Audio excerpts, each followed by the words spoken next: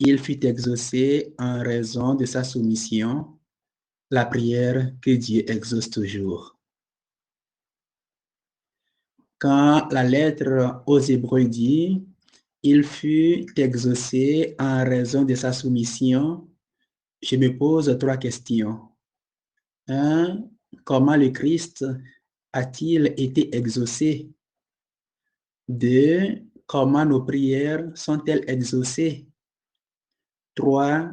La soumission à Dieu est-elle la condition de l'exaucement de nos prières? Premier point, comment Jésus a-t-il été exaucé? Relisons les mots de la lettre aux Hébreux. Le Christ, pendant les jours de sa vie dans la chair, offrit avec un grand cri et dans les larmes des prières et des supplications à Dieu qui pouvait le sauver de la mort. Et il fut exaucé en raison de sa soumission. Bien qu'il soit le Fils, il a pris par ses souffrances l'obéissance et conduit à sa perfection. Il est devenu pour tous ceux qui lui obéissent la cause du salut éternel. Le Christ a donc prié pour être sauvé de la mort. Il a supplié le Père avec toute l'ardeur de son cœur et de son âme, dans le jeûne, les cris et les larmes. Mais n'est-il pas mort? Si, il est mort. Dans l'Évangile, il dit, « Père, sauve-moi de cette heure. » L'heure dont il parle, c'est sa passion. Mais n'a-t-il pas subi la passion? Bien sûr. À Gethsémani, il a prié, « Père, éloigne de moi cette coupe. » Ce qu'il appelle coupe, ce sont les souffrances qui l'attendaient. Mais ces souffrances ne les a-t-il pas endurées? La coupe ne l'a-t-il pas bu? Absolument.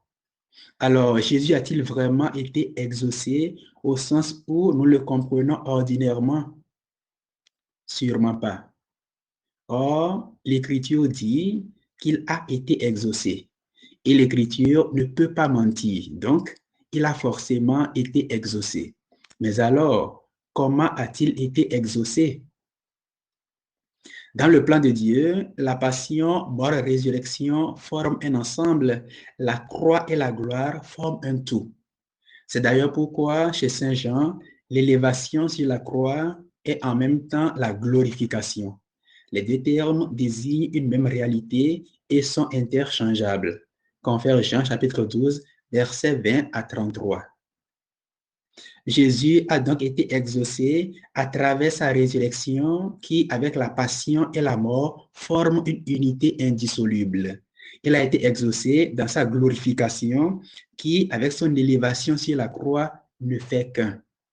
Nous sommes là, en plein cœur du christianisme, où la souffrance n'est pas un élément étranger qui vient perturber le cours normal de l'existence, mais plutôt un élément qui en fait partie. Ainsi, l'exaucement de la prière n'implique pas l'absence de la souffrance. Dieu exauce souvent nos prières d'une manière qui nous échappe. Deuxième point, comment nos prières sont-elles exaucées?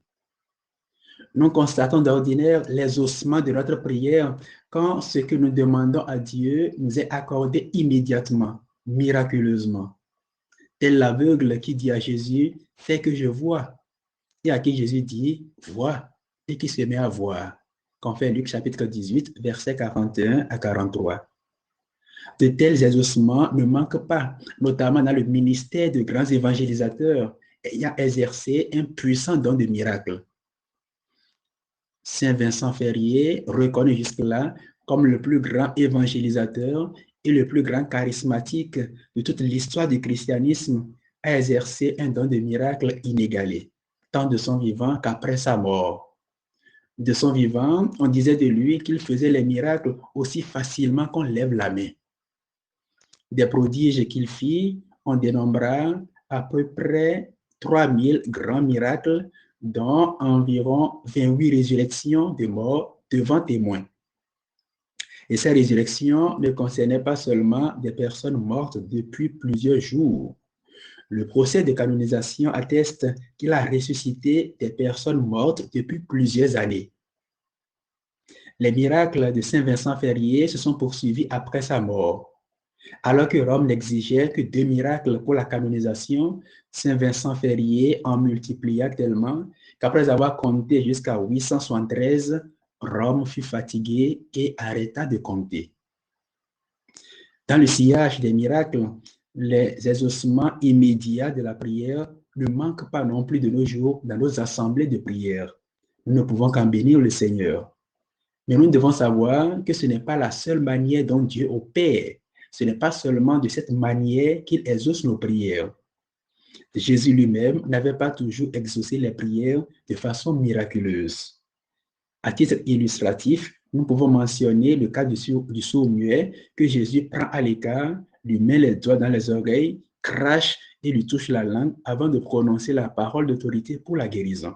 Confère Marc chapitre 7, versets 31 à 37. Comme guérison progressive, nous pouvons aussi évoquer le cas de l'aveugle de Bethsaïda que Jésus conduit carrément hors du village.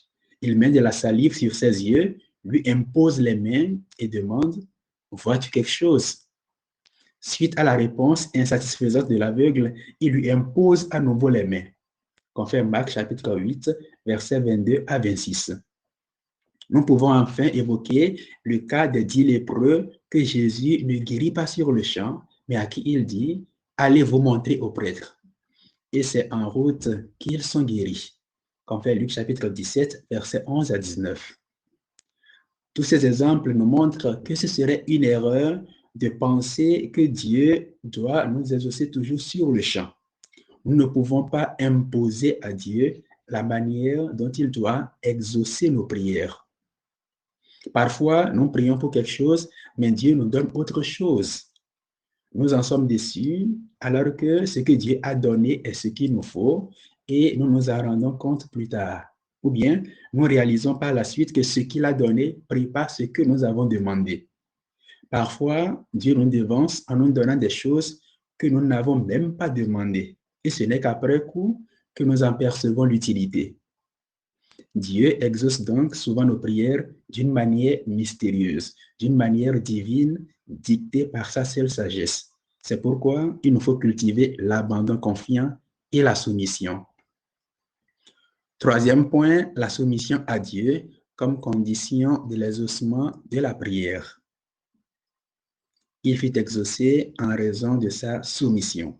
Pour faire comprendre ce dernier point, il faut rappeler que la prière, contrairement à la magie, ne vise pas à apprivoiser ou à se concilier une puissance surnaturelle.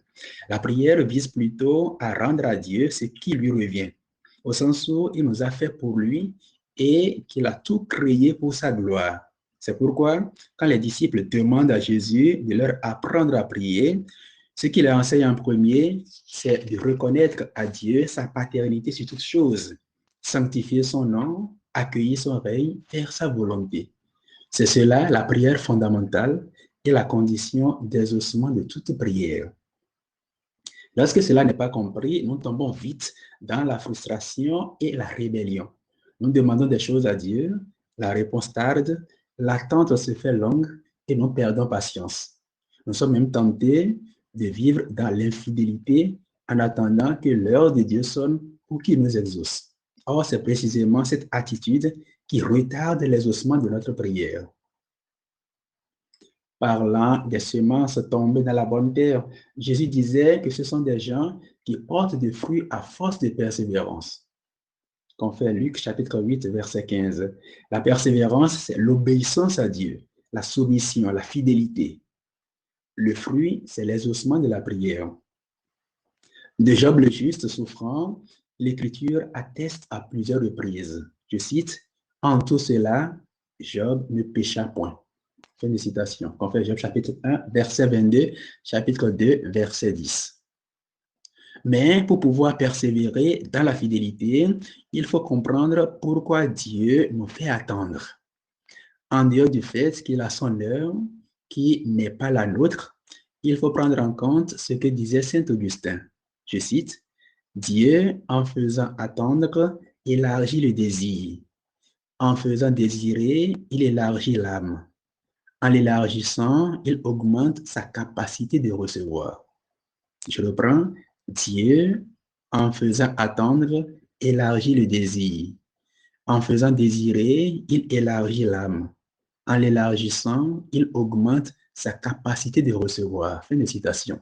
C'est dire que parfois, Dieu veut nous combler. Il veut réaliser quelque chose de grand dans notre vie. Mais nous autres, nous désirons petit. Ou si nous désirons grand, nous ne sommes pas encore capables de le recevoir. Alors Dieu se donne comme tâche première de creuser notre désir en nous faisant attendre parce que l'attente creuse le désir, puis d'élargir notre âme pour augmenter sa capacité. Parfois, c'est plutôt que le récipient que nous présentons à Dieu pour recevoir ce qu'il veut nous donner n'est pas digne de lui ou n'est pas apte à recevoir son don. Saint Augustin dit, je cite, « Suppose que Dieu veut te remplir de miel. Si tu es rempli de vinaigre, où mettras-tu ce miel? Il faut répandre le contenu du vase, il faut nettoyer le vase lui-même, il faut le nettoyer à force de travailler, à force de frotter, pour qu'il soit capable de recevoir autre chose. » Fin de citation. Et pendant que Dieu fait ce travail préparatoire, que nous sommes souvent incapables de faire nous-mêmes, il veut que nous restions dans la soumission. Certes, toutes les prières que nous adressons à Dieu ne requièrent pas une telle purification avant exaucement. Et dans ces cas, Dieu les exauce sans tenir compte de notre indignité. Mais de façon générale, quand Dieu veut faire quelque chose de grand dans notre vie, cela nécessite une transformation en profondeur. Et ce n'est jamais facile. C'est difficile pour les êtres faibles que nous sommes de rester fidèles dans l'épreuve. Mais ce que la lecture d'aujourd'hui nous enseigne et qui est encourageant est que l'épreuve elle-même fait déjà partie de l'exaucement de la prière, tout comme la passion de Jésus faisait déjà partie du processus de son élévation. L'épreuve n'est pas un élément étranger qui vient avant l'exaucement. Il en fait partie. C'est déjà l'exaucement. Jésus lui-même a dit, je cite, « Tout sarment qui porte du fruit, il l'émonde afin qu'il en porte davantage encore. » Fin de citation. Jean chapitre 15, verset 2. L'émondation, c'est le fait de tailler des plantes. L'émondation est toujours douloureuse pour la plante. Joseph, fils de Jacob, avait eu des songes qu'il a mis en prière. Et Dieu a voulu exaucer sa prière. Mais le processus de l'exaucement comportait un passage obligé par l'Égypte et par la prison. La vente de Joseph et son emprisonnement faisaient déjà mystérieusement partie du processus d'exaucement de sa prière. Quand bien même la malice de ses frères qui l'ont vendu, ainsi que la mauvaise intention de la femme de Potiphar qui l'avait jeté en prison, ne sont point à imputer à Dieu. Celui-ci a utilisé tout cela pour exaucer sa prière, parce qu'il a le pouvoir de tirer le bien du mal, la vie de la mort. Et cela, Joseph l'a bien compris quand il dit à ses frères, « Ce n'est pas vous qui m'avez envoyé ici, mais Dieu. » Comme fait Genèse, chapitre 45, verset 8. Au total, chers frères et sœurs, le Père a exaucé la prière de Jésus, non pas en lui épargnant la souffrance et la mort, mais en remplissant sa souffrance et sa mort de sa présence, en y manifestant sa gloire et le salut du monde. De la même façon, Dieu ne répond pas toujours à nos prières par la guérison quand nous sommes dans la maladie, ni par le miracle quand nous sommes dans la détresse. Mais il remplit toujours de sa présence et de sa grâce toute souffrance endurée dans la soumission, toute détresse vécue dans la fidélité.